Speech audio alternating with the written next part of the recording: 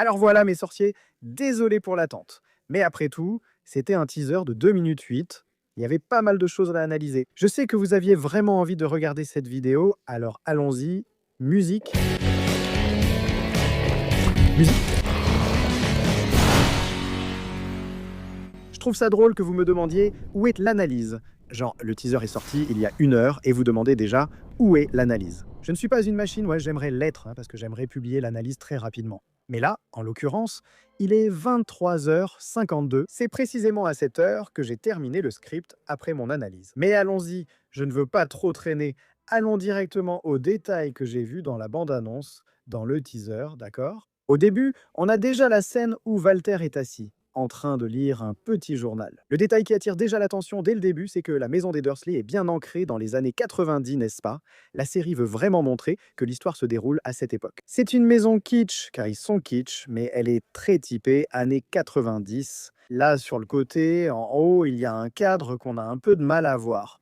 Mais il semble que ce soit une photo de Duda bébé. On sait que la maison des Dursley est remplie de photos de Duda bébé, mais aucune de Harry. Dans le livre, il est dit qu'on pourrait croire qu'aucun autre garçon n'habitait la maison, car il n'y avait aucune photo de lui. Et il y a quelques photos là sur le mur du côté gauche qui sont apparemment des photos de famille. Ça a l'air d'être une photo de Duda bébé, cette première ici, enfin ça ressemble à ce genre de photo. Et puis ouais, Walter est là en train de lire le journal dans la cuisine. Et faites attention à un détail important. C'est le jour de l'anniversaire de Duda, c'est le jour où ils vont au zoo, parce que Walter porte exactement les mêmes vêtements. Dans ces images de scène qui ont fuité, je crois que c'était comme ça, la première fuite de scène qu'il y a eu. Il portait ces vêtements-là, ce polo avec des détails rouges et blancs. Donc c'est ce jour-là, le jour fatidique où la vitre disparaît, le serpent s'échappe et ça provoque un énorme chaos au zoo, le jour de l'anniversaire de Duda. Et là, le teaser commence avec une phrase très forte de Pétunia, n'est-ce pas? Elle dit: «Je te l'ai dit, tu es un garçon normal, il n'y a rien de spécial chez toi, il n'y a rien de spécial à ton sujet.» C'est une phrase très dure, hein, qui est associée à Harry en train d'être maltraité, n'est-ce pas? Pour moi, c'était déjà un point très positif dans le teaser, de montrer Harry maltraité pour illustrer comment sont les Dursley. De vrais bourreaux, tu vois? Donc j'ai aimé voir que cela est respecté. Et là, c'est la voix de Pétunia qu'on entend. Mais c'est Vernon qui jette Harry dans le placard, n'est-ce pas? Parce que c'est probablement après l'épisode du zoo. Et là, quand il le jette dans le placard, il y a quelques détails dont je voulais parler, mec. D'abord, le placard est vraiment... Il fait passer le placard du film pour un manoir de luxe. Le placard du film de Harry, n'est-ce pas? Là-bas, c'était mignon, bien peint, avec un petit lit. Ici, c'est juste un matelas fin et pourri sur lequel tout le monde a déjà dormi. À un moment donné, c'était chez un parent ou quelque chose comme ça. Il n'y avait rien pour dormir. Il n'y avait que ce vieux matelas pourri, attaché avec une ficelle. Quand tu le poses par terre, il valait mieux dormir directement sur le sol. Donc un de ceux-là, pauvre Harry, et il y a plein de bouts de papier collés là, des pages et tout ça. Remarquez-en un très important, juste quand la porte est encore ouverte et quand on le jette là-dedans. Il y a un dessin ici d'une moto volante, mec, regarde ici, un dessin d'une moto volante. Et Harry rêve de la moto volante, non? D'ailleurs, il en parle pendant qu'ils vont au zoo. Et Walter devient furieux, non? Il crie que les motos volantes n'existent pas, que les motos ne volent pas, n'est-ce pas? Et là, Harry, le pauvre, dit: «Je sais, c'était juste un rêve.» Enfin, il y a cette moto-là. Il rêve de la moto volante, il rêve de l'éclair vert. Donc c'est sympa qu'il y ait ce dessin de la moto. Fait par Harry, il a dessiné ce qu'il a rêvé. Super normal, quel enfant fait ça? Et puis il y a plein de choses dans le placard. Il y a un cintre jaune, et ce cintre jaune pourrait très bien être celui que Harry a reçu pour son 10e anniversaire. Si tu lis le livre, tu verras que Harry raconte avoir reçu un cintre et de vieilles chaussettes de son oncle pour ses 10 ans. Tu vois qu'à côté de ce qui semble être une bouteille de café blanche, avec des détails à carreaux, il y a une cire pour voiture, pour en mettre vraiment sur la voiture. De la marque Turtleworks, qui est une marque assez connue là-bas au Royaume-Uni. En d'autres termes, ce n'est pas seulement la chambre de Harry. Les Dursley se moquaient qu'il dorme au milieu d'un tas de produits chimiques. On peut aussi voir des écouteurs là-bas, très typiques des années 90, donc c'est très clair qu'on est dans les années 90. Je ne sais pas si ces écouteurs fonctionnent, hein, pauvre Harry. On peut aussi voir un aspirateur à main, ces modèles portables là, aussi typiques des années 90. La série insiste encore pour montrer qu'elle se passe à cette époque. Là sur la gauche, il y a la cravate qu'il porte à l'école Moldu Saint-Grégory, qu'on voit dans des scènes plus tard dans le teaser. Il y a aussi un magazine appelé Eagle. Là, c'est un magazine de bande dessinée, un magazine très populaire de BD qui est publié depuis les années 50. C'est sûrement un objet que Harry a récupéré à Dudley ou trouvé, car les Dursley ne lui donnaient jamais rien, n'est-ce pas? On dirait que là, dans le coin aussi, il y a des trucs de bande dessinée, et derrière, il y a des magazines. Regarde, il y a un pingouin dessiné là-haut.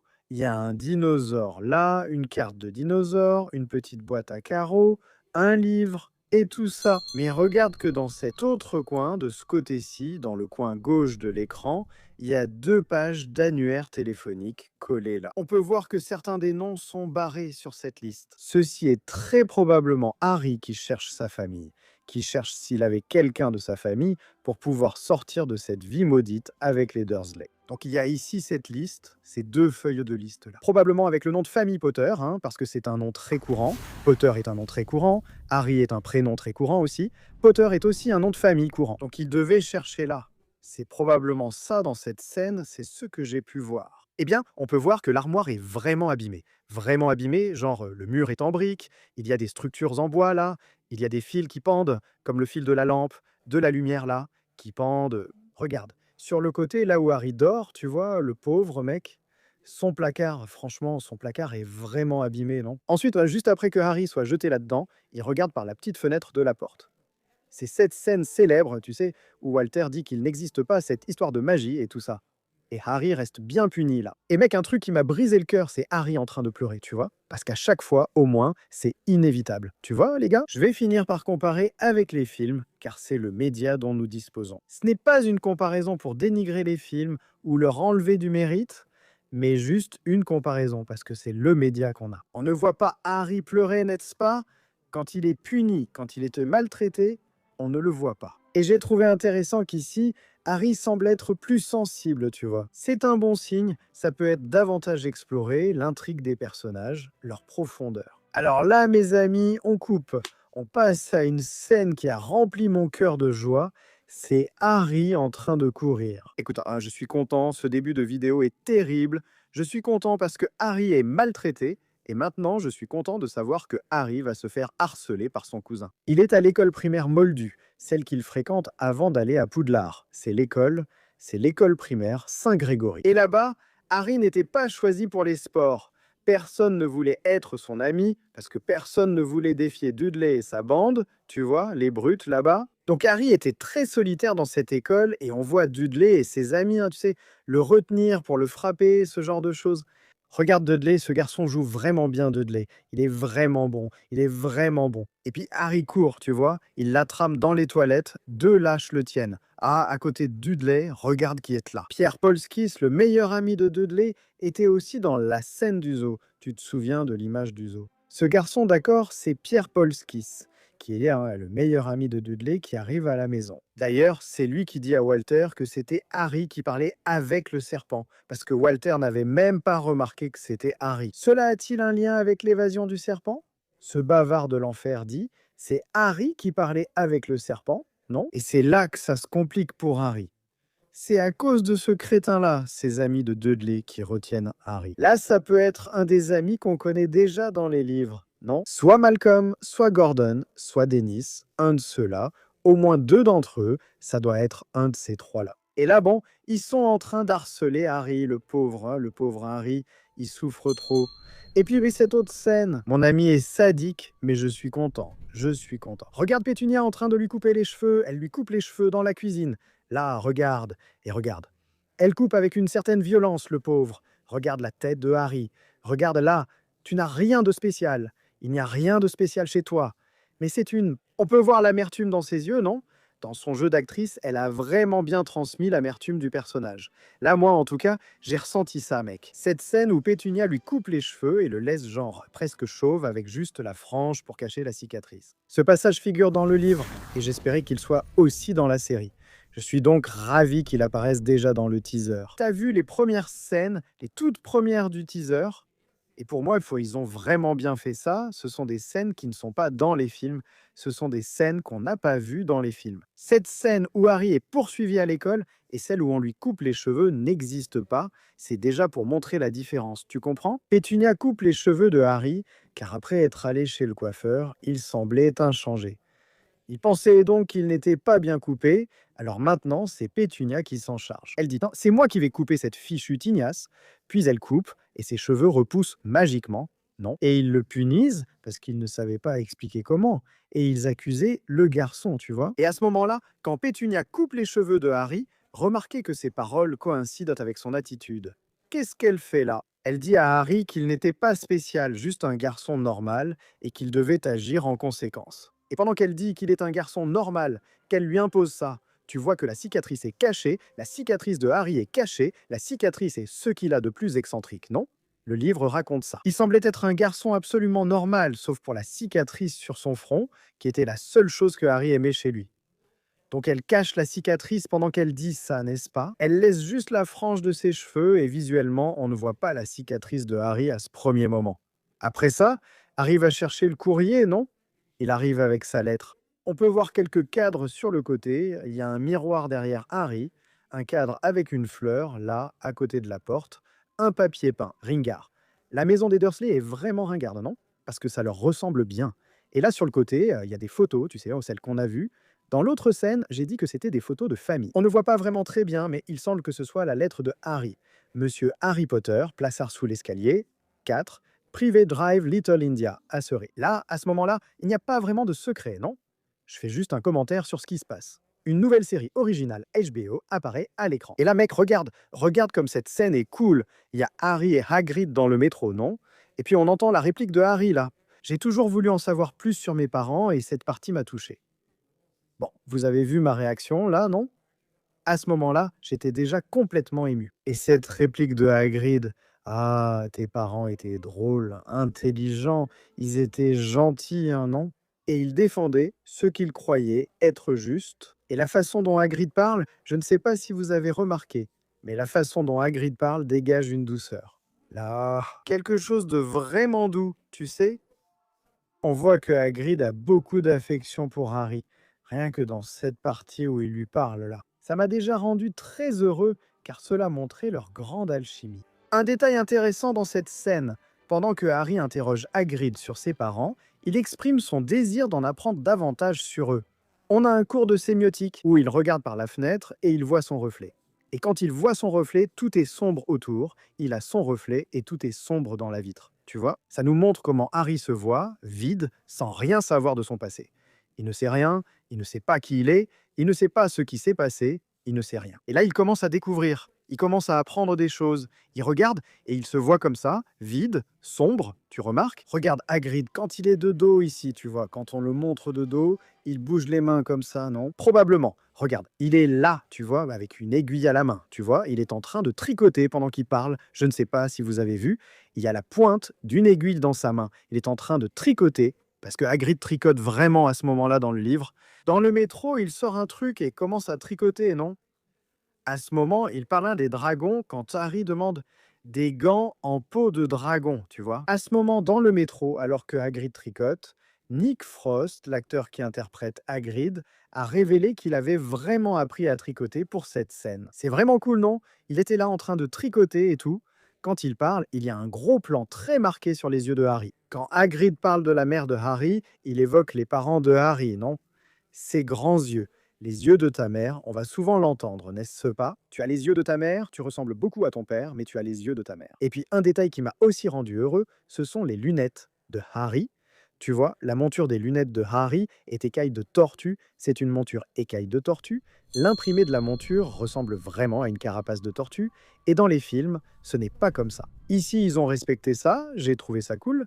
Ils mettent aussi l'accent sur la cicatrice en forme d'éclair qui ressemble vraiment à une vraie cicatrice. Ça ressemble vraiment à une cicatrice. Elle n'est pas parfaitement droite, tu vois. C'est une cicatrice en forme d'éclair, très cool. Et Harry met la main sur son front, probablement à ce moment-là.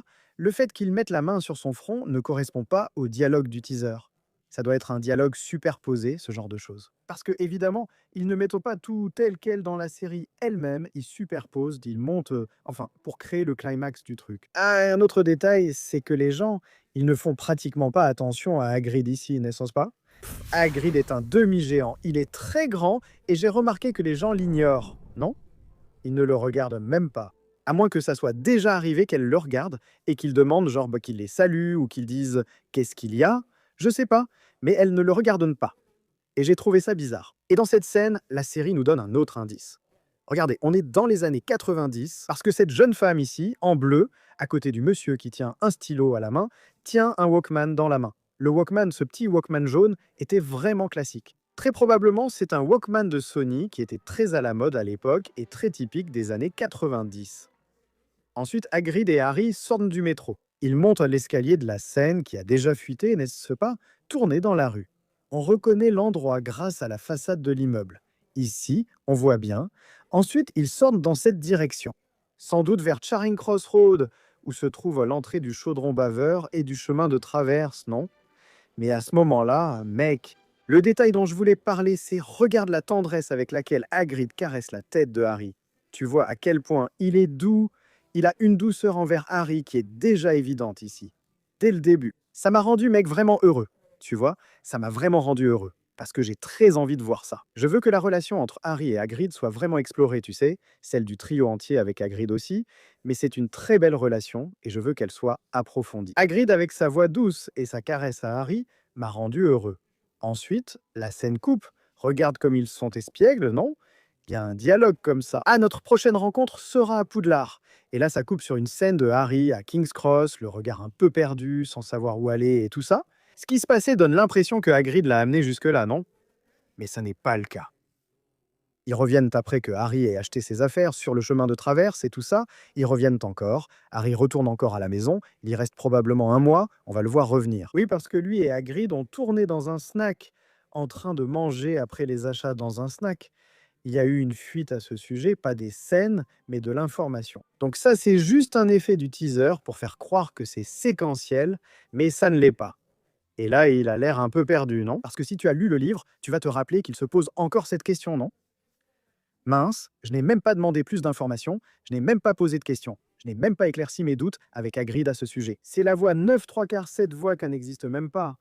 Et si c'était, je sais pas, une blague, un truc comme ça? Harry reste avec cette insécurité, et puis bah, il arrive sur le quai, il se sent un peu perdu avec le chariot qu'il utilise pour transporter sa malle. Là, ça chouette, il y a une phrase d'une entreprise de location de voitures, Hertz, et c'est écrit ici. Hertz are driving people off the trains. La phrase veut dire à peu près que Hertz fait abandonner les trains aux gens. C'était une campagne sur la location de voitures. Parce que dans les années 90, les entreprises de location de voitures voulaient se positionner sur le marché. En disant que la voiture offrait plus de liberté, plus de confort, plus de maîtrise du trajet. C'est intéressant de voir aussi ici l'ambiance, où le gars en veste vert d'eau passe très près de le chariot de Harry.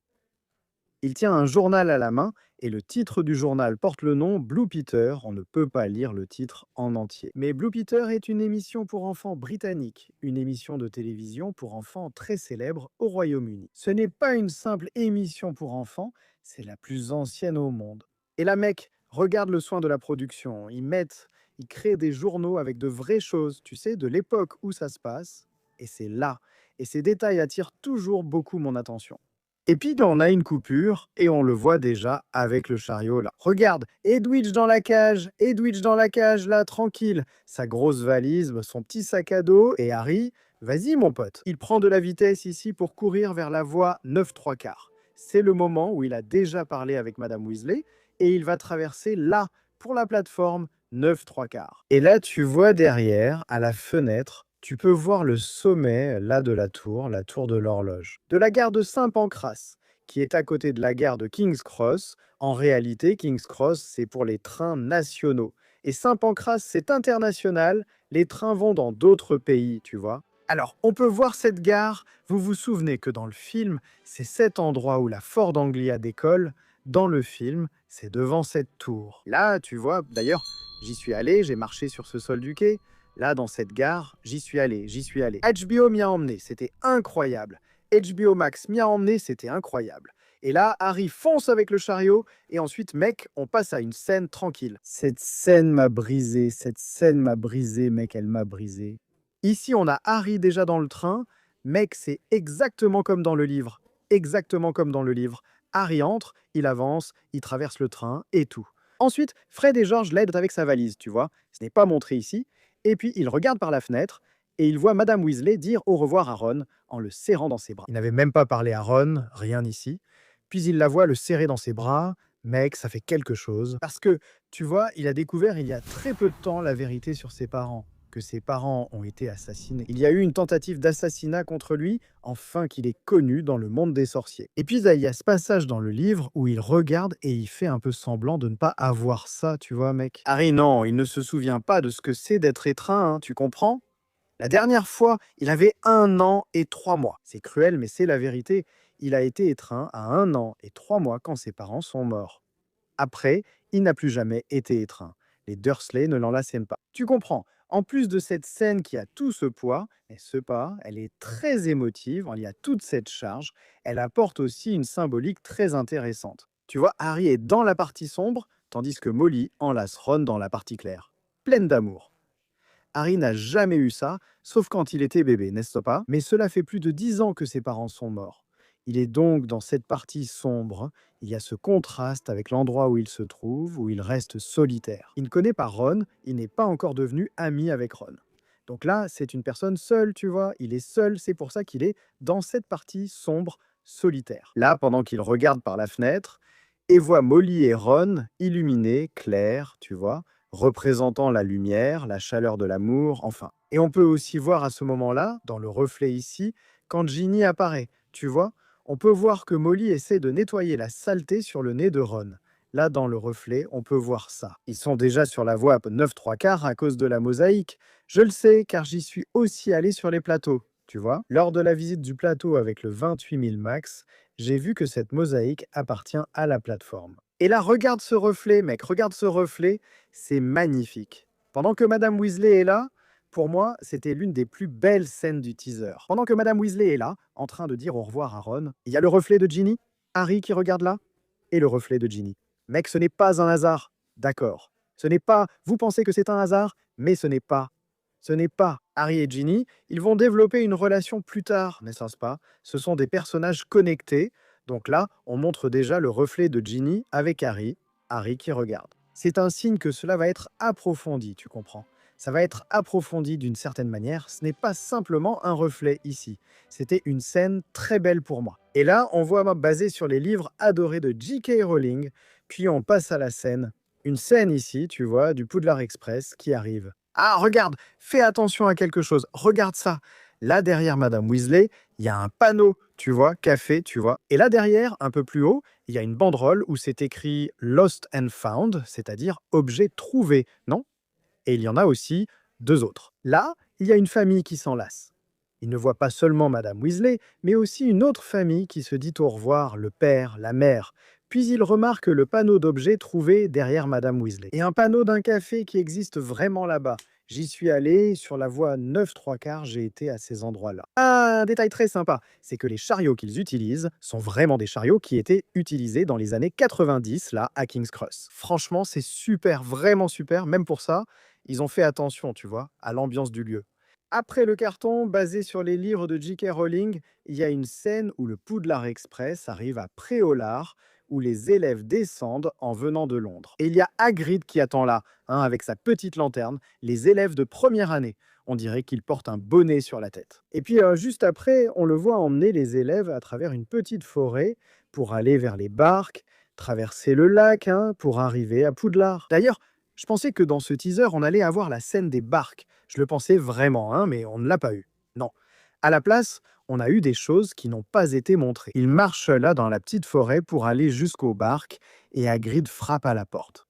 Mec, c'est cool, ce détail est sympa, c'est exactement comme dans le livre. Il arrive et il frappe à la grande porte en chêne. D'ailleurs, la fin du chapitre, c'est justement lui qui frappe à la grande porte en chêne. Et mec, j'ai trouvé ça merveilleux ici, la synchronisation du coup frappé avec le rythme de la musique qui jouait là. Tu vois? Et là, les gars, on a ici le premier aperçu de Poudlard, non? Le premier aperçu de Poudlard. Mon ami, écoute, je vais te dire un truc. Je suis complètement amoureux. Je suis complètement amoureux de cette ambiance Poudlard. Poudlard Legacy. Regarde, si tu jettes un coup d'œil, tu te dis Poudlard Legacy. Il n'y a pas une familiarité, une grande similarité avec. En même temps, ce n'est pas pareil, ce n'est pas genre oh là là, c'est pareil, c'est exactement pareil. Mais ça donne une vibe Hogwarts Legacy. tu vois? Et là, regarde, ici, on va remarquer, il y a beaucoup de détails dans cette scène. Il y a les lustres avec des bougies, là, c'est vraiment cool, les lustres avec des bougies. Et là, ici, sur le côté gauche, il y a un arbre qui est, genre, la moitié de l'arbre est dans le mur. Et là-bas, il y a encore plus de plantes. C'est un détail important. Parce que Poudlard, dans la série, il va beaucoup s'inspirer de la nature écossaise, de sa faune et de sa flore. Tu vois, donc Poudlard, elle est là, la nature est avec elle. Tu comprends? Donc, regarde, on a un arbre à l'intérieur de Poudlard, mec, ici. Regarde, genre, et il est collé au mur à la construction du château, tu comprends? C'est magique, mec, c'est vraiment fou. Et là, les élèves sont en train d'entrer ici. Cette scène, évidemment, elle fait une légère référence à la scène où ils entrent dans la grande salle dans le film, tu vois? Sauf qu'ici, ils n'entrent pas dans la grande salle. Ici, ils entrent dans une partie qui donne accès à la grande salle. La grande salle. C'est cette porte à gauche, là où il y a des bannières. Tu vois qu'il y a des bannières là. Sur le côté gauche, il y a des bannières de Serpentard et de Serre d'Aigle. Du côté droit de la porte, gauche de la porte, Pouf Souffle et Gryffondor sont suspendus. On ne voit pas Serre d'Aigle caché derrière Serpentard. Et Gryffondor est aussi derrière Pouf Souffle. Mais on peut voir qu'elles sont là, tu comprends? Et puis, bah, il y a une grande bannière juste au milieu, vraiment au milieu, vraiment au milieu. Il y a une sorte de passerelle incroyable d'ailleurs, et c'est écrit Bienvenue à Poudlard. Les élèves de première année, Welcome to Hogwarts, First Years. Donc là, il y a cette passerelle, et ici sur la droite, il y a un petit escalier qui mène probablement à cette passerelle. Il y a un portrait là-bas. Là, sur la droite, on ne voit pas très bien le portrait. Il semble que ce soit une femme sur le portrait, mais on ne voit pas très bien. Quelques torches, n'est-ce pas, éclairent les lieux. Et là, celle qui est devant, c'est Minerva McGonagall qui attend. Et là, il y a les escaliers de Poudlard. Et l'escalier me rappelle beaucoup celui de Hogwarts Legacy. L'ambiance est vraiment celle de Hogwarts Legacy. Pour moi. Mec, et Minerva les attend juste devant. Regarde ça. Et là, on a un gros plan sur Janet McTeer dans le rôle de Minerva McGonagall. Et mec, il y a 3 choses que je veux commenter à propos de Minerva. Elle a été un peu vieillie, hein, évidemment. Elle a les cheveux gris, là, tu vois. Les lunettes à monture œil de chat, tu sais, parce qu'elle se transforme en chat. Mais pas seulement ça. Regarde le bouton sur le vêtement de Minerva, la couleur du bouton. Il a exactement la couleur et le motif du plage du chat en lequel elle se transforme. Regarde le détail, mon ami, regarde le détail, tu comprends? Regarde le détail. Sans parler du détail du vêtement, qui porte beaucoup d'éléments. Minerva est écossaise, donc tout comme Poudlard, qui se trouve dans les Highlands d'Écosse. Donc tu vois que c'est très marqué chez elle. La culture, hein, les vêtements traditionnels, là, tu vois, l'imprimé des vêtements traditionnels sur sa tenue, ce motif un peu écossais, tu vois, vert, avec ces tons plus rougeâtres mélangés. Mais ce détail ici du bouton, mon ami, pour moi, c'est vraiment sensationnel. Et tu dois penser, non, Kako, tu inventes, hein? Je n'invente pas, non, mon ami. Tu sais qui m'a dit ça? Holly Weddington, la costumière du projet. Pendant que j'étais là, lors de la visite du plateau, elle montrait, puis elle a montré le bouton ici, tu vois, regarde, ça ici, tu vois, c'est moi qui ai fait ça, ça ici, regarde. C'est la même couleur que le chat en lequel Minerva se transforme. Regarde le détail, regarde le détail. C'est pour ça qu'on gagne un Oscar, c'est pour ça qu'on gagne des prix, c'est pour ça qu'on gagne un Emmy, tu comprends? Je veux voir Holly Weddington gagner un Emmy pour la série Harry Potter parce qu'elle le mérite. Maintenant, vous avez remarqué Minerva, pendant qu'elle attend les élèves, qu'elle est placée exactement à un endroit où derrière elle, il y a les escaliers. Meg, pour moi, c'était un très bel hommage à Meg Smith, la légendaire Meg Smith, l'immortelle Meg Smith. Parce qu'elle est là, elle attend les élèves, tout comme dans le film, elle attend les élèves, hein, n'est-ce pas? Bien sûr, c'est basé sur le livre, évidemment, donc ce sera pareil, mais je pense que l'esthétique, la mise en scène, ils l'ont faite pour rendre hommage. Elle est là, elle attend, et puis il y a les escaliers derrière, très similaire au film, tu vois. Ah, un autre détail à propos de Minerva, n'est-ce pas? L'actrice, ben, j'en ai même parlé, ils l'ont un peu vieillie, n'est-ce pas? Parce que l'actrice est blonde d'ailleurs, et ses cheveux sont un peu gris. Dans le livre, je me souviens que ses cheveux étaient décrits comme noirs, et là ils ont changé ça, ils les ont laissés gris, d'accord? Et ensuite, on passe à une autre scène. Et qui avons-nous? Nous l'avons, le grand chapeau magique de Poudlard, mes amis. Et ce chapeau est noir, il est noir, mes amis. Et regarde, il est vraiment usé. Tu vois que son bord est tout effiloché, il y a des déchirures, il y a des rapiessages. Où était la bouche? Il ressemble même au chapeau magique des films. Celui-ci, sauf qu'il est un peu plus foncé. Et il a un détail qui a attiré mon attention. Il n'a pas de pointe, Il n'a pas une pointe aiguë comme ça, c'est une pointe aplatie. Et là, il est posé sur le tabouret, n'est-ce pas? Sur le côté, derrière le chapeau, on distingue deux professeurs, à droite et à gauche, flous, assis à la table, sûrement celle du corps enseignant, non? Ici, c'est le moment de la répartition. Et là, Harry, il y a un petit plan de Harry qui prend le chapeau, n'est-ce pas? Et puis, il y a le plan qui montre Harry, Ron et Hermione à Poudlard. Mec, Harry, Ron, Hermione à Poudlard, en uniforme. Un petit groupe là sur le côté, un garçon qui regarde ici. Écoute, je veux parler un peu de chacune de ces choses ici. D'abord, l'ambiance est incroyable. Je l'ai déjà dit, Poudlard est magnifique. Derrière Harry, il y a deux drapeaux, deux bannières de suspendues, et ces bannières semblent être celles de Poudlard. Même si elles sont bleues, hein, ce ne sont pas celles de Serdaigle, non. Je pense qu'elles portent le blason de Poudlard parce qu'elles sont bleues et noires. Tu comprends ou pas, ou peut-être que c'est vraiment celui de Serdaigle et que je me trompe. Tu vois, ça peut être bleu clair, bleu foncé, enfin bref. Et puis là, on a cet escalier qui fait une sorte de... Il se rejoint comme ça, tu vois. Il descend en rond et se rejoint. Magnifique cet escalier. Magnifique, magnifique, magnifique. Vraiment incroyable, mec. Vraiment une ambiance de fou. Hogwarts Legacy. Et là, ce moment ici, c'est probablement le tout premier jour de cours de Harry. Parce que les gens chuchotent là-bas, tu vois qu'un garçon passe, le regarde et tout, c'est quelque chose qui le dérange. D'ailleurs, moi, parce que, tu vois, c'est une légende chez nous, Harry Potter est à Poudlard et tout ça. Donc, les gens regardent, chuchotent, sont en petits groupes. Et donc, parlons de la cape, parlons ici de leur robe, d'accord? Le pull, c'est bien, ce pull était déjà apparu sur la première photo de Dominique, en costume, tu sais, pour l'essai de costume, c'est un pull bordeaux. Il y a la rayure rouge et dorée sur le col, la cravate aussi qui était déjà apparue, etc.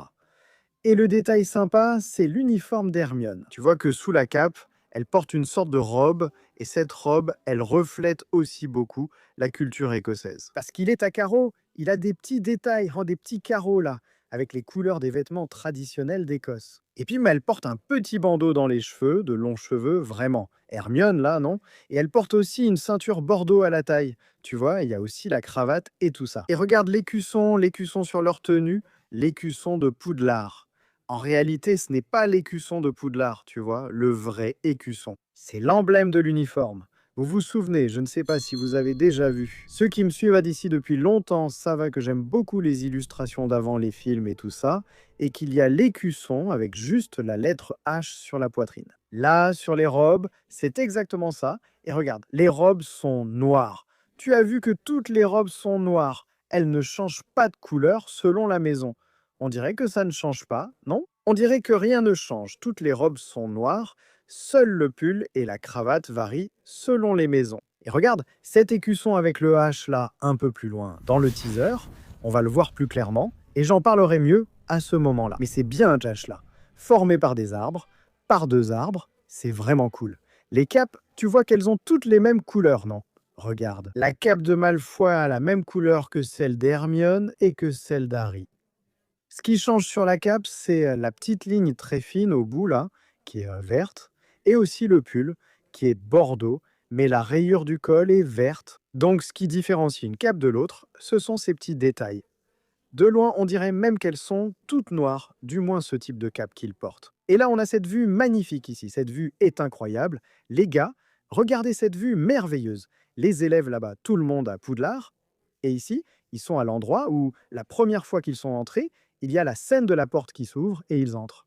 Et Minerva qui attend. Minerva attendait exactement là où ses élèves marchent en ce moment. Et là, on voit la scène sous un autre angle, comme si on était maintenant du côté où Minerva les regardait. Tu vois la grande porte en chêne tout au bout. Là, il y a des bannières suspendues, dont une de Serpentard. Regarde, sur leur uniforme, tu vois sur la coiffe, derrière il y a des détails, à l'intérieur de la coiffe.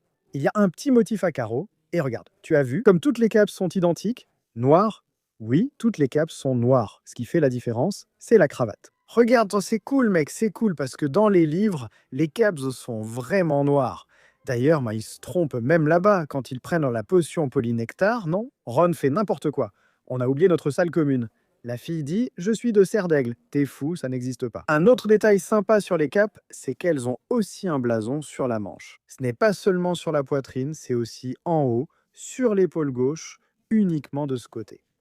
On croit qu'il y en a à droite, Mais non. Tu remarques aussi qu'Hermione porte à la taille un ruban aux couleurs de sa maison, comme les autres élèves avec les leurs, parce qu'ici on peut voir cette fille avec un ruban jaune clairement de Poufsouffle. Donc c'est un accessoire qui fait partie de l'uniforme et qui identifie les couleurs des maisons des élèves. Et ensuite apparaît le très grand monsieur Ollivander. Il est là en train de parler avec Harry, cette phrase classique qu'il dit, n'est-ce pas? Je pense qu'on peut attendre beaucoup de vous, car la baguette qui choisit Harry est la jumelle de celle de Voldemort, n'est-ce pas? Et ici, mec, j'ai trouvé la caractérisation d'Olivaras un peu trop simple.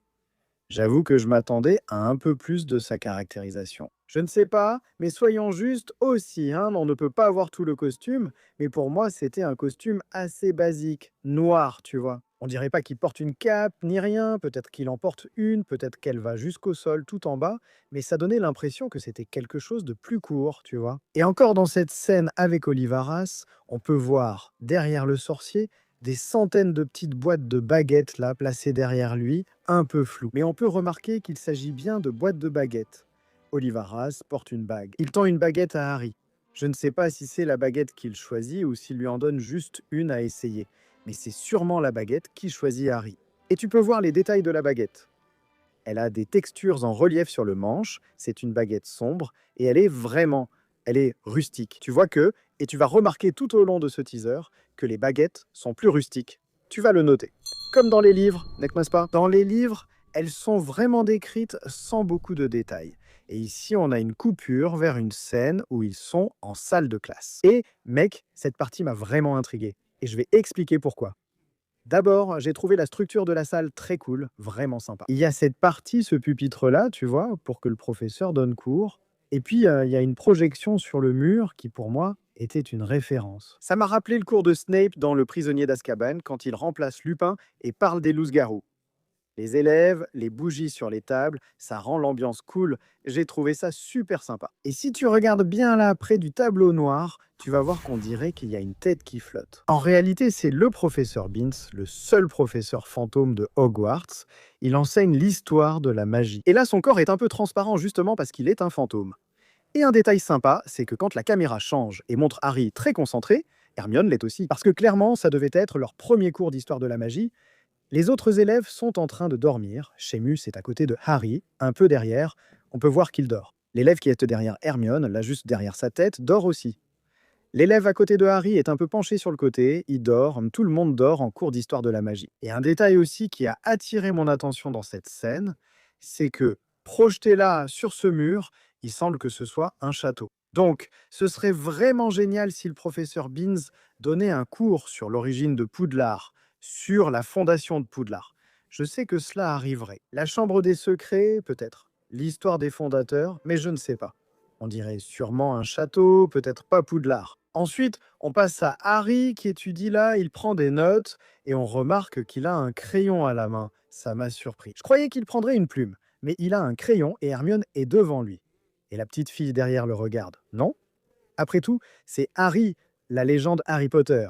Maintenant, cette scène magnifique qui montre Harry vu d'en bas, on le voit entrer dans la salle commune de Gryffondor. C'est ici la salle commune de Gryffondor. Et là, tu vois qu'on montre d'abord une scène de Harry qui entre de dos, non? Et on filme par en dessous, non? Puis on voit une scène d'en haut.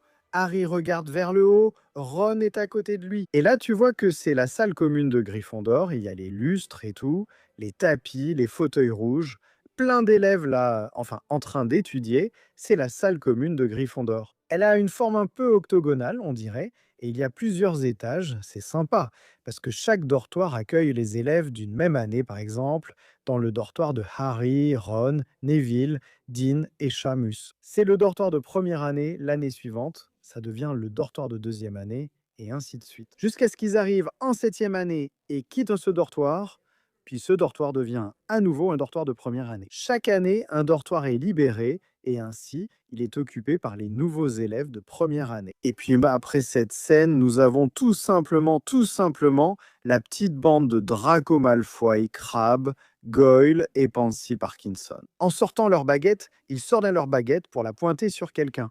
Contre qui sortent-ils cette baguette? Qui essayent-ils de menacer? C'est sûr qu'ils embêtent quelqu'un, c'est sûr, ils sortent tout seuls leur baguette. Et tu te souviens que j'ai parlé des uniformes? Regarde, L'uniforme, le gilet, là, le pull, il a une couleur un peu bordeaux, tu vois, non? Ce n'est pas vert, ni la couleur de la maison. Seul le col a une ligne verte. Tu vois l'écusson, regarde l'écusson, là, sur la poitrine de Draco. C'est l'écusson avec la couleur bordeaux et doré de l'arbre, là, non? Ce n'est pas un écusson qui porte la couleur de Serpentard, ni l'animal de Serpentard.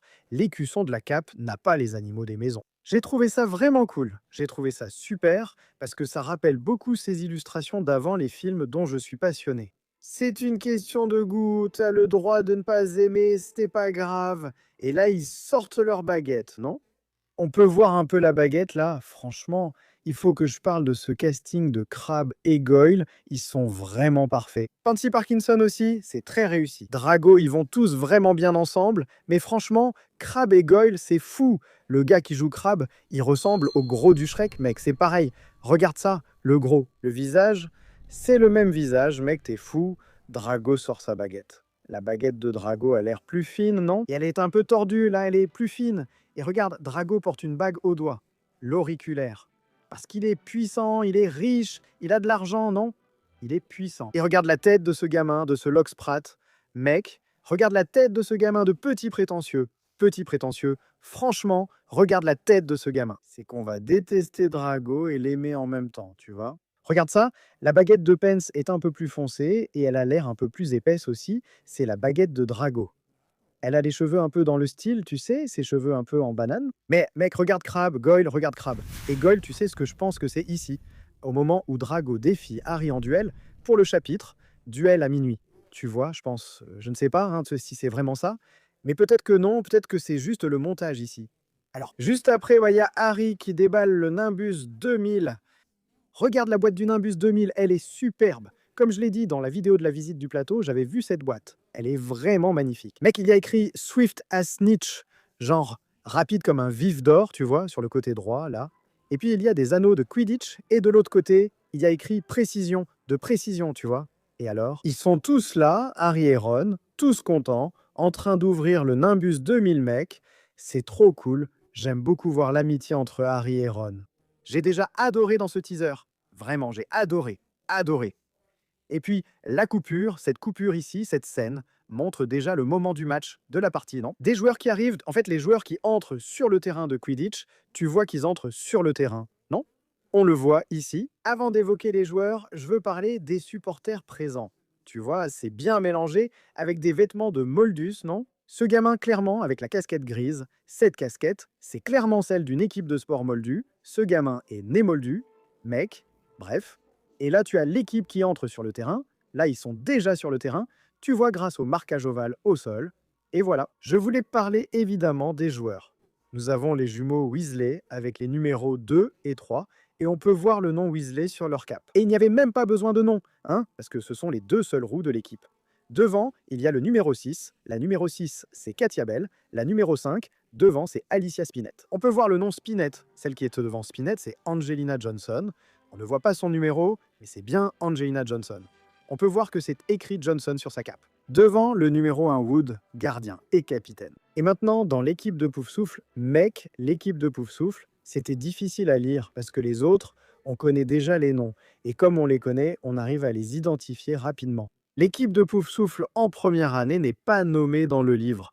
Donc j'ai vraiment eu du mal à trouver et lire ces noms. Et certains, j'ai réussi à les noter. Certains, j'ai réussi à les lire. Pour d'autres, il n'y avait pas moyen. D'accord?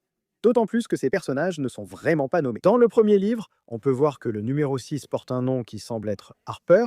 Le numéro 5 est très difficile à lire, c'est tout simplement illisible. Le numéro 2 semble s'appeler Barry. Quant au numéro 4, le nom sur le devant semble être Fleet. Alors, est-ce qu'il y a vraiment un joueur de Quidditch de Poufsouffle ici? En troisième année, c'est là qu'a lieu le match de Harry, n'est-ce pas, contre Poufsouffle, où il tombe de son balai et tout ça. Le gardien, justement, s'appelle Herbert Fleet, donc c'est probablement lui le numéro 3. Plus loin, le nom qui semble être sur la cape est Crowley. J'ai même pensé, mince, est-ce que ce serait Rowley? Mais ensuite, j'ai pensé, ah non, Rowley, toute sa famille est à Serpentard, non? Rowley, c'est Thorfinn Hall, un mange-mort, donc rien à voir. Bien sûr, un membre de sa famille pourrait y être. Pour Poufsouffle, il n'y a pas de problème, mais il semble y avoir une autre lettre avant le R, donc ce n'est pas Rolly, ça ressemble à Crowley. Les autres, c'est trop difficile à lire. J'aimerais aussi parler des robes de Quidditch de Gryffondor et de Poufsouffle. Elles sont magnifiques, comme ça.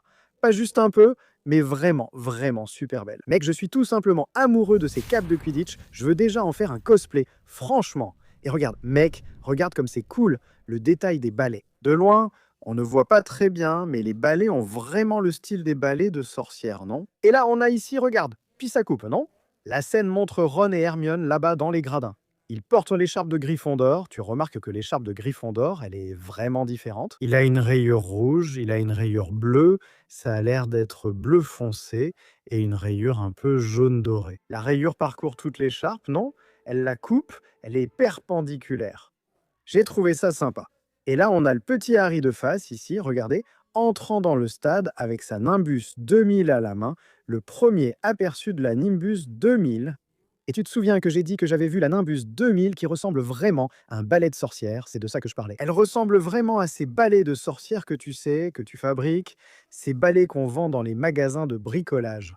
Tu regardes et tu te dis, c'est un balai de sorcière que tu veux prendre pour balayer. Donc ça ressemble vraiment, sauf que c'est plus stylé, un truc plus stylé. Elsa, là, quelques accessoires, tu vois, des bandes rouges qui tiennent à les poils, le manche, il est un peu tordu comme ça, et bien poli et tout ça. Enfin, elle est différente de la Nimbus 2000 qu'on voit dans le film, tu vois, qui a les poils arrondis et on dirait qu'il y a du gel dessus. C'est super bien rangé. Elle a vraiment des poils de balai de sorcière, c'est un vrai balai de sorcière. Regarde aussi l'uniforme de Gryffondor, comme il est beau. Mec, il y a cette protection ici qui ressemble à du cuir, tu vois. Le bouton sur le côté, et là tu as le blason des animaux de chaque maison. Regarde, le lion là sur la poitrine, c'est trop stylé, trop stylé. Et regarde, à côté de Harry, tu as vu le balai du gars, le balai du joueur de Poufsouffle. Il forme un X, il forme tout simplement un X avec les poils. C'est vraiment stylé, mec. Vraiment stylé. Ce balai. Fais aussi attention à la différence entre les balais. Pas seulement entre la forme de la Nimbus 2000 de Harry et le balai avec la forme en X, les poils en forme de X du joueur de Poufsouffle, mais aussi le balai de Fred et de George. Ici, le balai de Harry, c'est le haut de gamme. La Nimbus 2000, non? Tu vois que le manche est poli, elle est toute belle, alors que celle de Fred est toute rustique, plus vieille, plus modeste. Parce qu'il a le balai que Fred et George utilisent, c'est des brosses dures, qui sont des balais plus anciens et considérés comme inférieurs, très dépassés et retirés du marché parce qu'ils viennent d'une famille plus modeste. C'est sympa de voir ce contraste, non? C'est sympa de voir cette attention aux détails juste derrière Harry. Là, quand il entre avec le balai, on peut voir bien caché dans le coin Rogue tenant le balai. Aussi parce que c'est lui qui va arbitrer ce match. Mais il est tellement caché là, mec, qu'on le voit à peine. Et la scène est vraiment rapide, non? Mais il est là, tu vois. Et dans la scène suivante, on passe déjà au cours d'herbologie, ce que je trouve incroyable dès la première année. Parce qu'ils en ont vraiment un, donc il faut déjà en avoir dans la première saison. Et mec, regarde cette serre, elle ressemble à celle de Hogwarts Legacy. Enfin, pas exactement la même, elle est très grande, mais elle est très similaire. Il y a l'arbre au centre de la serre, là tu vois, pareil, tu sais, regarde les détails des plantes qui pendent, des structures là métalliques, tu vois, c'est vraiment génial mec. Et la professeure Chourave, on a le premier aperçu là, de la professeure Chourave, et elle enseigne là, elle a sa petite table de plantes devant elle, et puis sur la droite. Nous avons ce qui semble être Parvati, Lavande Brown, Neville et Hermione sur la droite. Et sur la gauche, nous avons là de Poufsouffle, Justin Finch-Fletchley, Anna Abbott, à côté de Anna Abbott, et il y a Ernest Macmillan. Et puis là, il y a une fille, et après cette fille, il y a Susan Bones, toute petite là. On sait que c'est eux, parce que les acteurs qui allaient jouer ces personnages avaient déjà été confirmés. Et puis on s'approche. Là, ils ont du fumier. Tu vois qu'ils ont un sac de fumier devant eux, qu'ils utilisent là, comme engrais pour les plantes. Et puis on voit Hermione, et elle regarde vers le haut, comme ça. Elle regarde quelque chose en haut. J'étais vraiment curieux de savoir ce qu'elle regarde, tu sais. J'étais vraiment curieux. Et à côté d'elle, Neville Londubat. Mec, regarde la petite tête de Neville. Les gars, regarde la petite tête de Neville. Regarde sa petite tête. Regarde la tête de gamin élevé par sa grand-mère. Le pauvre, j'ai déjà de la peine pour Neville, mec, j'ai envie de voir Neville. C'est un personnage qui doit vraiment être bien développé. Vraiment, celui-là en a besoin. Et là, regarde, on a à côté Parvati d'ailleurs. Parvati, elle est en train de me regarder à ce moment-là, au moment où la caméra s'est arrêtée. Elle regarde comme ça, genre droit vers la caméra. Et puis à côté d'elle, sa meilleure amie inséparable, Lila Brown. Et il y a un gros sac de crottes là qu'ils utilisent comme engrais. J'aimerais vraiment savoir ce que Hermione regarde, mec, dans cette scène suivante où Harry et Ron courent. Vous avez remarqué qu'ils courent sur la table. Dans la grande salle, c'est bien la grande salle, d'accord? Ils courent sur la table. Regardez la hauteur à laquelle sont leurs pieds. Regardez, ils vont passer devant la cheminée, regardez, ils sont à la hauteur, au milieu de la cheminée. Le sol de la cheminée commence tout en bas, ils sont au milieu. Alors pourquoi courent-ils sur la table? Et comme ça, avec la façon dont ils sourient, ils mijotent quelque chose, ils ont fait quelque chose ici, vous savez, il fait jour, ils ne sont pas en dehors des horaires autorisés. Mais une chose a attiré mon attention. Dans le coin de l'écran, ici, dans le coin gauche de l'écran, tu vois qu'il y a quelqu'un qui semble courir derrière eux, et je ne sais pas. Bon, ça peut être de la folie de ma part, peut-être que je suis fou, que je vois des choses, mais pour moi, je pense que c'est possible. Peeves, je crois que dans ce coin, ça ne s'est pas encore montré, mais je pense que ça pourrait l'être. Ils sont en train de courir sur la table, et la façon dont ça court ici, on dirait pas que ça court sur la table. On dirait que ça flotte un peu, ça court, ça flotte, tu vois, ça court. Dans les airs, on dirait, mais pour moi, peut-être que c'est Peeves ou qu'il fuit quelqu'un ici. Enfin, ça peut être Rusard, je ne sais pas, mais est-ce que Rusard aurait la santé pour monter sur la table comme ça, sur la cheminée? Il y a le blason de Poudlard là, malheureusement. On ne peut pas bien voir, parce que la scène va vite, l'image est floue, on ne voit pas bien. Mais il y a le blason de Poudlard là. Le nouveau blason n'a pas encore été révélé, on n'en a eu que des aperçus. Ils ne l'ont pas encore dévoilé. Puis dans ce teaser, on passe à une scène magnifique de Harry et Ron qui s'amusent beaucoup dans le Poudlard Express. C'est au moment où ils se rencontrent qu'ils sont en train de discuter, de faire connaissance, parce qu'on peut le voir à leurs vêtements. Et ils ont déjà plein de bonbons là, et on peut voir la cage de Hedwige dans le coin. En plus des bonbons qu'on peut voir, on peut aussi apercevoir Croutard. Regarde ce gros rat paresseux, c'est que de verre, mec. Ça m'énerve quand j'y pense. Il est allongé là, les pattes en l'air. Regarde-le dormir les pattes en l'air, tranquille ici. Regarde juste Croutard là dans le coin, et Harry qui lance des bonbons sur Ron, en train de s'amuser. Ici, on peut reconnaître deux bonbons là, non? Un des bonbons dans une boîte triangulaire. Voici une dragée surprise de Bertie Crochu, et là-bas, l'autre bonbon, qui ressemble à une petite citrouille, est une tartelette à la citrouille. Regarde là-bas, Ron avec sa chemise à carreaux, le t-shirt des canons de Chudley, et Harry qui s'amuse. J'adore ces scènes. Ces scènes sont mes préférées du teaser, parce que Harry souffre beaucoup, alors voir ces moments de joie pour lui. C'est la première fois qu'il a quelque chose à partager avec un ami. Alors ils s'amusent, ils jouent, ils font la guerre sans cesser quelque chose qui lui arrive pour la première fois, tu vois.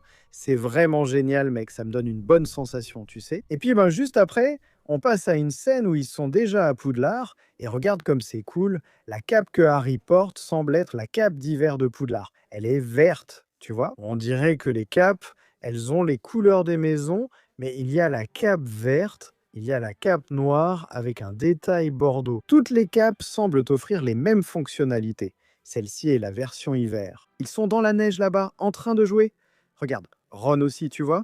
Dans cette scène où ils jouent à la guerre de boules de neige, c'est très probablement le moment où ils jouent avec Fred et George. Et ensuite, Fred et George finissent par ensorceler les boules de neige pour les lancer sur le turban de Quirrell. Et eux, sans le savoir, finissent par toucher le visage de Voldemort, parce que c'est bien ce qu'il y a sous le turban de Quirrell, non? Mais regarde bien cette scène, ils ne sont pas seuls. Il y a Harry et Ron, Hermione est probablement chez ses parents, puisque c'est les vacances de Noël probablement. Et il y a Hannah Abbott et Ernest Macmillan, qui dans le livre ne sont pas là à ce moment-là. Mais ils mettent en ces personnages-là pour qu'ils apparaissent plus souvent et aient plus d'interactions, parce que beaucoup d'entre eux n'apparaissent là que lors de la cérémonie de répartition, comme Hannah Abbott. Donc, ils sont présents ici et là. Un détail très sympa, c'est que tu remarques que Harry porte sous cette cape d'hiver un pull vert, et c'est justement le pull qu'il reçoit de Madame Weasley à Noël. Dans le livre, il est décrit qu'il reçoit un pull vert émeraude, donc c'est probablement le jour de Noël. Il a déjà reçu ses cadeaux, et ils sont là, en train de s'amuser dans la neige, profitant de l'hiver comme ils peuvent. Et il porte déjà ce pull qu'il a reçu de Madame Weasley. Et sur le pull de Ron, je crois qu'il y a un blason des canons de Chudley sur la manche. On dirait bien un blason des canons de Chudley brodé sur le vêtement que Ron porte. Ron est un fervent supporter des canons de Chudley, n'est-ce pas? Cette scène avec Hagrid m'a vraiment intrigué. Il est en train de faire un ange dans la neige. Pourquoi? Est-ce que c'était avec lui qu'il jouait? Est-ce que c'était avec Hagrid qu'il jouait à lancer des boules de neige? Ou alors, est-ce que Hagrid est en train de fêter quelque chose ici, peut-être la victoire de Gryffondor au Quidditch, ou bien il célèbre que tout s'est bien passé, que Norbert parte, même s'il en est triste? Oui, Je ne sais pas. Je me demande si l'histoire avec Norbert est la bonne, car il déprime beaucoup. Est-ce Hagrid qui lançait des boules de neige avec eux? Je ne sais pas. Peut-être qu'il faut se rappeler que les scènes sont mises dans le teaser d'une façon à donner l'impression qu'elles sont en ordre, mais ce n'est pas toujours le cas. Et puis, dans la scène suivante, on voit cet escalier en colimaçon filmé d'en haut, ce qui, pour moi, est aussi une référence aux prisonniers d'Azkaban. Et dans la coupe de feu, il y a ce même escalier très similaire, qui est l'escalier de la cathédrale Saint-Paul. Je ne sais pas si celui-ci est vraiment l'escalier de la cathédrale Saint-Paul, mais il lui ressemble beaucoup. Donc ça, je pense que c'est aussi un hommage qu'ils ont inclus dans la série. La scène suivante nous montre quelque chose de très sympa, c'est l'équipe de Quidditch de Gryffondor. Ils font un cri de guerre, une sorte de salut, n'est-ce pas?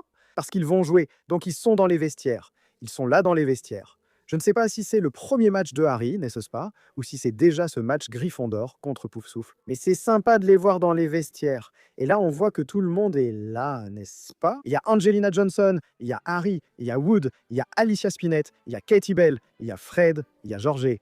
Toute l'équipe au complet, elle est là. Tu vois, bah mec, c'est tellement rapide. Moi, je regarde image par image pour analyser. C'est tellement rapide que quand on lance la vidéo, on voit à peine ici.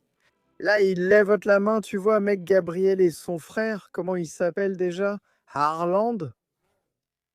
Harland, c'est le nom de famille, non? Gabriel et Tristan. Ils sont vraiment, vraiment bons dans les rôles de Fred et George, mec. Vraiment bons. Vraiment bons, mec. Je suis très content d'eux dans les rôles de Fred et George et de tous ici. Cette équipe de Quidditch est vraiment cool. Avec Angelina Johnson, c'est super. L'actrice qui joue Angelina Johnson me suit sur Instagram. Et elle répond aux messages, elle commente mes vidéos, elle repartage. C'est vraiment super, mec. C'est vraiment quelque chose de génial, non, de nos jours, parce qu'à l'époque des films, il n'y avait même pas ça. Il n'y avait pas ce genre d'interaction, n'est-ce pas? De nos jours, c'est vraiment, vraiment génial, mec, que ça arrive. C'est super cool. Et puis après cette scène du vestiaire, on voit justement la scène qui est sortie, l'image qui est sortie, la photo là qui a été publiée hier, non, de Harry allant vers le stade. Et là, tu remarques juste un truc là dans le coin droit, il y a Drago Malfoy et sa bande. Ils regardent un peu Harry et tout, un regard un peu jaloux, envieux. C'est bien son genre, non? Et cette scène suivante m'a rendu heureux, simplement parce qu'il y a Harry et Ron assis devant la cheminée. En train de manger des marshmallows, ils sont heureux. Ils sont juste heureux. Harry mérite d'être heureux, mes amis, parce qu'il va beaucoup souffrir. On sait qu'il souffre beaucoup, et il a déjà beaucoup souffert avec les Dursley. Alors, regarde ce bonheur. Ils sont assis là, tu vois, ils sont heureux, ils mangent des marshmallows. Regarde, Ron mange des marshmallows. Regarde la tête de Ron en train de manger des marshmallows. Je n'en peux plus avec Alastair Stout, il est trop mignon. Ensuite, on passe à Hermione. Cette scène est cool, car on voit mieux l'uniforme. La cape de Gryffondor a une petite rayure bordeaux. Les autres maisons ont sûrement aussi leur propre rayure. L'emblème d'Hermione, on peut le voir de plus près. Tu vois, cette photo ici permet de mieux voir l'emblème. On peut voir que c'est un H, non? Le H, il est formé par deux arbres. Alors, tu as les racines qui sont au sol, et elles sont aussi au sommet du blason, et elles forment la lettre H. Et j'ai aimé ça parce que ça me rappelle beaucoup les illustrations d'avant les films, où les capes, les uniformes avaient juste ce blason avec la lettre H. Franchement, ça m'a beaucoup rappelé ça m'a fait plaisir, tu vois.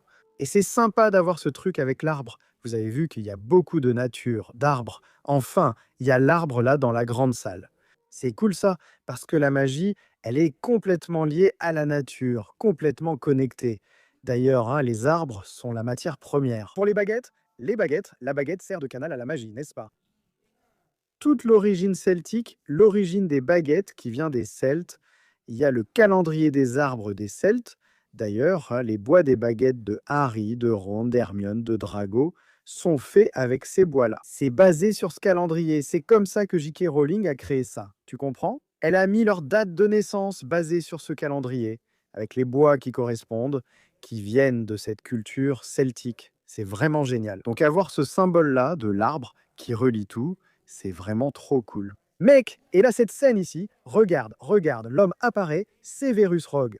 Pour la joie de certains, pour la tristesse d'autres, qui ne voulaient pas de cet acteur comme Severus Rogue. Il est dans la série, les gars, il n'y a rien à faire, il est là et c'est tout, tu comprends? Il est là, point final, il n'y a rien à faire, il est là. Et je vais dire que j'ai vraiment aimé sa caractérisation. J'ai trouvé que les cheveux étaient très bien faits, ses dreadlocks étaient vraiment, vraiment bien. J'avais un peu peur qu'ils lui mettent les cheveux lisses, défrisés. Les gens faisaient des mèmes vraiment de mauvais goût à ce sujet, tu vois, par rapport à ça, enfin bref. Et du coup, j'ai trouvé que cette caractérisation était cool, sa tenue est stylée. Si tu fais attention à cette scène, tu verras que Harry est sous la cape d'invisibilité, parce qu'il y a une sorte de couche transparente là, et ça représente Harry. On le voit pendant qu'il est sous la cape, caché sous la cape, et ça donne cet effet. Et Severus Rogue est là en train de chercher, très probablement parce qu'il a su qu'il y avait un élève hors du lit, quelque chose comme ça, parce que Harry se promenait avec la cape d'invisibilité, tu vois, à Poudlard, que ce soit pour aller jusqu'au miroir du Riséd ou pour aller dans la section réservée. Maintenant, cette scène suivante m'a rendu curieux. D'accord? Cette scène suivante m'a rendu curieux. C'est Albus Dumbledore, tu vois, Dumbledore avec son petit chapeau, non? Il tient un diapason à la main, un instrument utilisé principalement pour accorder d'autres instruments. Parce qu'il émet une note parfaite qui est de là à 440 Hz, qui sont considérés comme la note la plus pure qui existe. Et donc ce diapason, tu peux aussi l'utiliser pour d'autres choses, en dehors de la musique, n'est-ce pas? Tu n'as pas besoin de l'utiliser seulement pour accorder. Et je ne sais pas ce que Dumbledore fait avec ce diapason à la main. Là, j'ai aussi pensé à deux choses. Est-ce que ça a un rapport avec Touffu? Parce que Touffu, la musique, il dort et tout ça. Mais là, vu l'ambiance ici, il me semble, ça me rappelle. Peut-être ça me fait penser, pas que ça me rappelle parce que je n'ai pas vu, mais ça me fait penser à Gringotts. Alors, est-ce qu'il n'est pas en train d'enquêter ici sur le vol, la tentative de vol de la pierre philosophale? Parce qu'on sait que ça va arriver, on sait que ça va se passer dans la série. Et regarde les vêtements qu'il porte. Il porte exactement les mêmes vêtements que lorsqu'il rend visite aux Flamel, que lorsqu'il est là sur la plage. C'est le même vêtement, c'est cette cape bleue avec des détails un peu striés, c'est le même vêtement. Donc, c'est peut-être ça, c'est peut-être lui dans le coffre de Gringotts ici, enquêtant sur la tentative de vol de la pierre philosophale, ou peut-être dans la maison de Nicolas Flamel. Je ne sais pas si c'est intentionnel, une vraie référence ou un hommage, mais Dumbledore porte un chapeau dans cette scène, qui rappelle un peu le chapeau de Jude Law, comme Dumbledore dans Les Animaux Fantastiques. Est-ce que c'est une référence intentionnelle, un hommage intentionnel ou rien à voir? En plus, le directeur porte lui aussi ses fameuses petites lunettes en demi-lune. Cette scène montre le trio marchand de dos dans un couloir de Poudlard. Il n'y a pas grand-chose à dire dessus, vraiment. Il n'y en a pas. Et là, il y a cette scène magnifique dans l'Express où Hermione arrive, n'est-ce pas? Là, et Ron a sa baguette à la main parce qu'il essaie de lancer le sort pour rendre Croutard jaune. Enfin, et ici, on peut voir aussi quelques autres détails. Cette petite boîte rose et verte qui est à côté de Harry, c'est une boîte de choco-grenouille. Regarde, c'est la boîte de choco-grenouille de la série. Hermione arrive déjà habillée, n'est-ce pas? Là et tout, et puis on a une coupure, c'est déjà une autre scène, un autre moment. Remarque qu'à ce moment-là, Hermione s'assoit à côté de Ron qui ne porte plus la chemise à carreaux, seulement le t-shirt de Chadley. Il est à côté de Harry, mais quand la scène change, il porte la chemise à carreaux. En demandant Tu es vraiment Harry Potter? Donc ce sont des scènes qui sont montées de façon à sembler séquentielles, mais elles ne le sont pas. Et puis là, quand il demande s'il est vraiment Harry Potter, il a la tache sur le nez, ici. C'est-à-dire qu'il vient de s'asseoir là, dans le wagon de l'Express de Poudlard, et on va découvrir ce qu'est cette tache sur le nez de Ron. Enfin, toi, la série va révéler ce que c'est. Est-ce de la saleté de poudre de cheminette, puisqu'ils l'ont utilisé pour aller à la voie 9 3/4? Qu'est-ce que cela peut être? Est-ce que c'est une blague de Fred et George? Qu'est-ce qui a bien pu arriver à ce nez sale de Ron? Là, tu vois que quand il demande Tu es vraiment Harry Potter? Ça coupe sur Hermione. En regardant comme ça, Hermione n'est pas là à ce moment-là. Ce sont des scènes différentes. Ce moment où Hermione regarde comme ça, je pense qu'elle parle à un autre moment, tu vois, quand elle parle. Ça ne ressemble pas à un sort ou quoi, quand Ron essaie de lancer le sort pour rendre le rat jaune. Là, ici, Harry confirme Oui, il confirme Oui, c'est lui, mec. Et là, Alastair Stout m'a eu. Il m'a eu. Quand Harry confirme qu'il est Harry Potter, il y a comme un éclat ici, comme si l'éclair frappait le front de Harry. N'est-ce pas, mec? Merveilleux. Merveilleux. Et son petit t-shirt des Chudley Cannon là, sous la chemise à carreaux, incroyable. Je voudrais que le t-shirt des Chudley Cannon soit mis en vente, s'il vous plaît. Puis le teaser se termine et le nouveau logo de Harry Potter apparaît. Elle a une certaine différence par rapport au logo classique. C'est très subtil, très léger. Ils n'ont pas pris de risque, ils ont gardé le logo très similaire à celui qui est déjà très connu, mais il y a eu quelques modifications. La pointe de la lettre H, là, elle se divise et ressemble à une branche ou à un éclair aussi, au lieu de former ce qui ressemblait à un crochet. Dans l'ancienne, le I change aussi, la courbe du I là, celle du T de Harry Potter et l'entaille du T, c'est une baguette. Ça a changé aussi, c'est une baguette. Avant, c'était séparé ici. Je connais ce logo classique par cœur, parce que je l'ai dessiné de très nombreuses fois dans mon cahier. Donc il y a eu ce léger changement. Voilà, il est là, HBO original, Harry Potter à l'école des sorciers. Autrement dit, la saison va vraiment s'appeler Harry Potter à l'école des sorciers, comme le livre. Et la grande surprise, un Noël 2026. La série sortira à Noël 2026, logo de HBO Max. Et le teaser est terminé, mec. J'étais tout simplement, vous avez vu ma réaction, j'étais carrément sur un nuage avec ce teaser. Carrément sur un nuage. Et puis, en plus du teaser, il y a aussi des photos qui sont sorties. 13 photos sont sorties. Et je veux en parler un peu ici aussi, parce qu'il y a un petit commentaire à faire sur chacune d'elles. Je veux d'abord parler de l'Express de Poudlard, arrivant à la gare de Préolard, notre premier aperçu de la gare, n'est-ce pas? Hagrid apparaît dans le teaser, mais cette photo, de bien meilleure qualité, le montre attendant les élèves avec sa lanterne. Et cette image, mec, c'est la plus belle pour moi, elle est magnifique, vraiment superbe. Je voulais juste dire qu'elle est vraiment belle. C'est Préolard, le premier aperçu, là, bref, c'est merveilleux. Elle n'a aucun détail caché, aucun secret, pas pour l'instant. La deuxième image, c'est de Ron, et je crois vraiment qu'il s'agit de Ron, chez lui. Il est au terrier, vu l'environnement où il se trouve. L'environnement ne ressemble en rien à Poudlard. Devant lui, une table propose quelques éléments pour le petit déjeuner. Je pense vraiment que c'est lui chez lui. Peut-être avant d'aller à Poudlard, sur le point de partir pour Poudlard, non?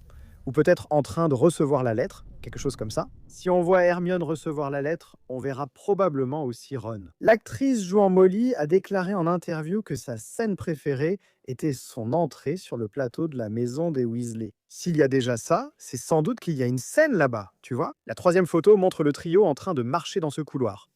Ce couloir, c'est celui, tu sais, de ces images de plateau qui avaient fuité, où il y avait un couloir avec un escalier. Il y a un arbre devant, enfin non. Sur le côté, ce n'est pas le saule cogneur qui est en train d'être installé là. C'est vraiment un arbre sur le côté, un arbre avec des branches sèches, tu vois. Ce couloir avec un fond bleu qui a fuité du plateau, c'est ce couloir où il se trouve sur cette photo. Et regarde, cette photo est vraiment cool, non? Il y a le trio qui marche là, et quand tu regardes au plafond, il y a des arcs, tu vois. Si tu fais un zoom, tu verras qu'il y a des pommerins dorés sculptés dans ces arcs. C'est un oiseau magique qui a failli disparaître, qui servait lors des matchs de Quidditch avant l'introduction du vif d'or. Ce dernier a remplacé le pommerin doré, interdit par Elfrida Clegg, chef du Conseil des sorciers, car l'espèce risquait de disparaître. Et là, tu as ces petits oiseaux sculptés en relief, le pommerin doré. J'ai trouvé ce détail génial, mec, vraiment super. Maintenant, cette image ici de Duda et de ses amis à l'école Moldu les montre en train de regarder un peu vers l'horizon, comme ça. Et ils regardent au Harry, c'est sûr. Je pense que ce moment, c'est quand Harry, sans le vouloir, là, sans savoir comment, en essayant de s'échapper, se retrouve au-dessus de la cheminée. À l'école, je suis presque sûr que c'est ce moment-là. Cette autre image montre Hermione. Elle est dans une salle de classe. Derrière elle, tu vois qu'il y a Ron et Harry. Donc ils n'étaient pas encore amis à ce moment-là, tu vois. Ils n'avaient pas vraiment développé d'amitié. Ils deviennent vraiment amis après l'incident avec le troll dans les toilettes. Et là, elle est toute contente, tu vois. Je pense qu'elle est en cours de métamorphose parce qu'elle est la seule à réussir à transformer ou à presque transformer l'allumette en aiguille. Je pense que cet endroit, c'est la salle de métamorphose, surtout à cause des tableaux derrière. Il y a des tableaux d'animaux et tout, non? Ça a l'air d'être de la métamorphose d'animaux. Enfin bref, je pense que c'est le cours de métamorphose. Et elle est toute contente justement parce qu'elle a réussi et elle est assise tout devant. C'est un des premiers cours. Sur cette autre image, nous avons ni plus ni moins que Walter et Pétunia, avec leur tête de gros moldus qu'ils sont, en train de lire la lettre de Poudlard qui a été envoyée à Harry pour la première fois. Leur tête est impayable. Regarde la tête de Walter, regarde la tête de Pétunia. J'ai trop hâte de les voir devenir fous, essayant d'échapper à ces lettres dans cette série. À se retrouver à l'hôtel, à prendre la barque pour aller à la cabane, à fuir avec Walter qui conduit comme un fou dans tous les sens. Franchement, j'ai vraiment envie de voir ça arriver. L'image suivante montre Harry poussant le chariot, non? Il a la cage d'Edwidge avec lui, on peut voir un petit bout d'Edwidge et cette photo de lui, c'est bien lui. Sur le quai, c'est la première fois qu'il découvre la voie 9 3/4 et la locomotive. Il a une petite tête de surprise, on voit bien que c'est la plateforme, non? Parce qu'il y a cette mosaïque en arrière-plan qu'on a vue dans la scène avec Madame Weasley. Et je peux aussi paraître un peu prétentieux en disant que je l'ai vu en personne quand je suis allé visiter le plateau. Mais je ne veux pas non plus paraître prétentieux, n'est-ce pas? Je veux rester humble, mais ce n'est pas tous les jours qu'on visite le plateau de la série. Enfin, c'est ce petit bout de la plateforme. C'est la scène où il entre là, voyant l'Express pour la première fois. Et la photo suivante montre Harry aussi, pour la première fois, entrant dans le chemin de traverse.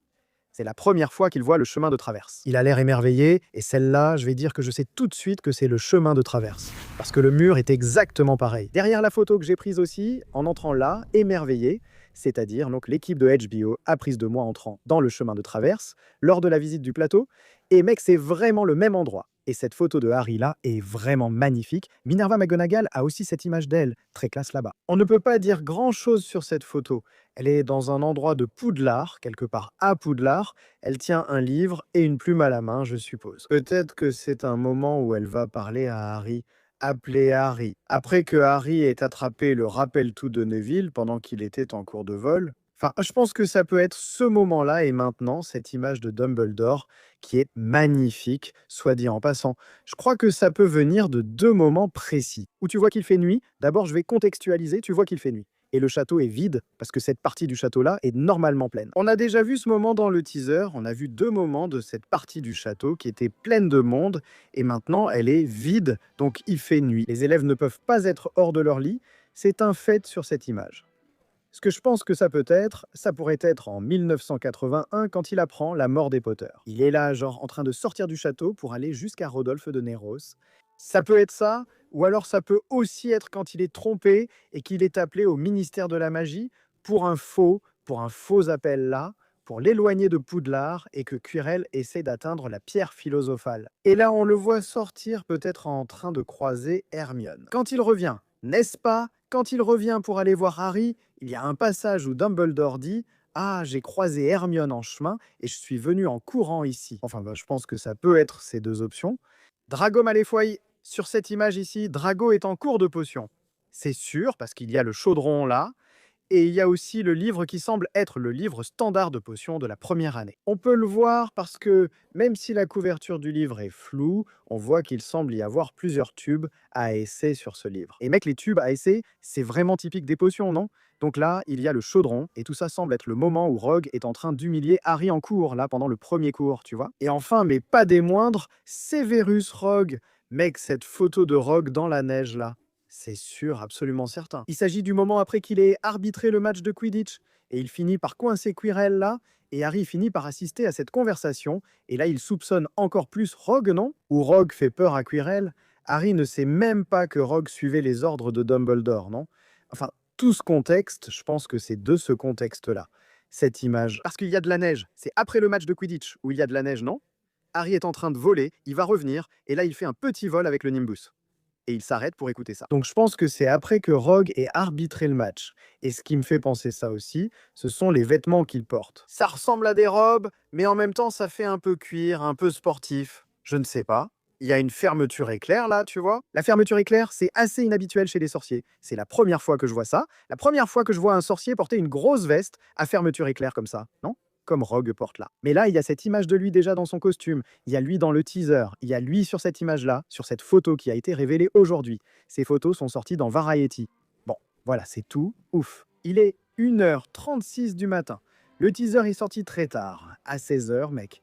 S'il était sorti le matin, j'aurais pu faire les choses beaucoup plus vite, comme ça. Mais là, genre, bien plus dans les temps, non?